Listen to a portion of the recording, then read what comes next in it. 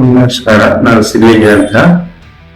ಇಲ್ಲಿ ನಾನು ಕೋಟೇಶ್ವರ ಮನೆ ಅಲ್ಲಿ ನನಗೆ ಮನೆಯಲ್ಲಿದ್ದಾಗ ಒಂದು ಟೈಮು ನನಗೆ ಒಂದು 2 ವಾರದಿಂದ ಅರ್ಜೆಂಟ್ ಆಗಿತ್ತು. ಆವಾಗ ನಾನು ಒಂದು ತಲೆಗೆ ಬಿದ್ದಿತ್ತು. ಅದು 1 ವಾರ ಆದ್ಮೇಲೆ ನಮ್ಗೆ ಎಫೆಕ್ಟ್ ಆಗಿ ಮೆದುಳು ಜ್ವರ ಆಗಿ ನಮಗೆ ಮನೆಯಲ್ಲಿ ಕೈ ಕಾಲೆಲ್ಲ ಫಿಟ್ಸು ಆಗೋ ಥರ ಬಂತು. ಫಿಟ್ಸು ಬರೋ ಥರ ಆಗಿ ಬಂದು ಕಳೆ ಬಿದ್ದೋಗ್ಬಿಟ್ಟಿದ್ದೆ.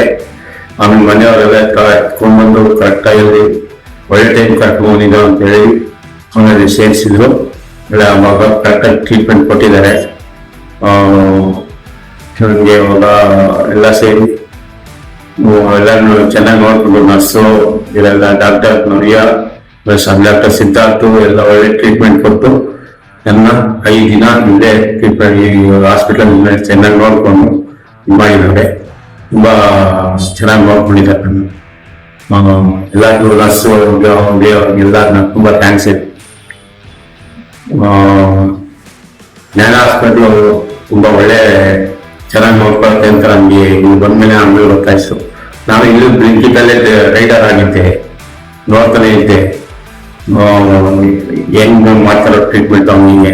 ಆದ್ರೆ ನಾನು ತಗೊಂಡ್ಮೇಲೆ ಜ್ಞಾನ ಹಾಸ್ಪಿಟಲ್ ಮೇಲೆ ನಮ್ಗೆ ನಂಬಿಕೆ ಬಂತು.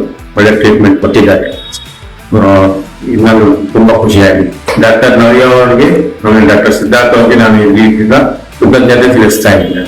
ತುಂಬಾ ಖುಷಿಯಾಗಿದೆ. ಜ್ಞಾನ ಹಾಸ್ಪಿಟಲ್ ಅಲ್ಲಿರೋ ಪ್ರತಿಯೊಬ್ಬರು ನರ್ಸ್ಗೆ ಸ್ಟಾಫ್ಗೆ ಎಲ್ಲ ಪ್ರತಿಯೊಬ್ಬರು ನಾನು ಧನ್ಯವಾದ ತಿಳಿಸೋದಕ್ಕೆ ನಾನು ತುಂಬಾ ಖುಷಿ ನೀಡ್ತಾ ಇದ್ದೀನಿ.